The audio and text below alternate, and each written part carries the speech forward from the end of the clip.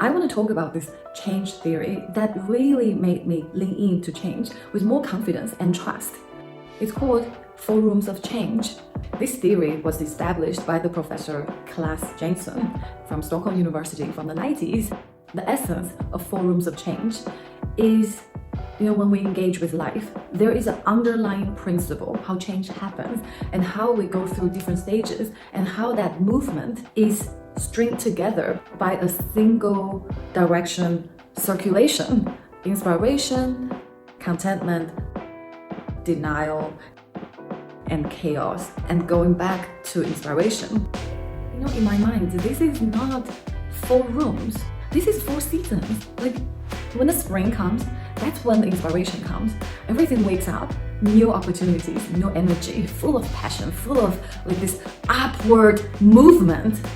And then it goes to summer. That's when abundance arrives. There's plenty of food, so much freedom. It's like smooth riding period of a relationship, and when the team works really well together, and when your ideas you start to develop and you get a hang of it and you feel you are in control.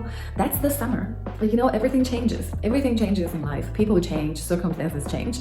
So sooner or later, this contentment would be broken. And then this is what gets interesting right here. Who doesn't like inspiration? Who doesn't like contentment? Right? But it's when it becomes shaky, when change started to happen, the kind of change we don't want. Like relationships started to have conflicts, and a well-working team started to have issues and lose efficiency. And when you run a company and suddenly there is a strong competitor, we never just stay in that blissful contentment state forever. It doesn't work like that, even though we wish we could. And then things started to deteriorate, and that's when it gets scary. And then we don't like it. Of course, nobody likes it. And then we will try to, try everything to push it back, like go back to contentment, go back to contentment. Of course, there are solvable problems, and the theory is not talking about that we don't even try to solve the problems. We don't try to fix relationships. No, that's not what it says. This theory is more about inevitable change. Inevitable. So when it started to deteriorate and we try to push it back, and then we can get really, really stuck. It's when the change is inevitable and we try the hardest, try to stop it, and normally that's where depression happens.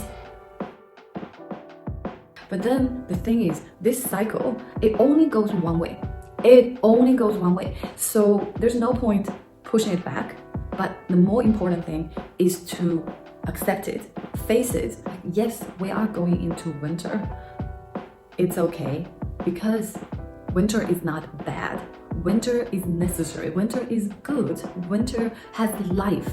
Winter will bring us to the spring. And this is how life works. Nowadays, when I face bigger challenges and when I realize, okay,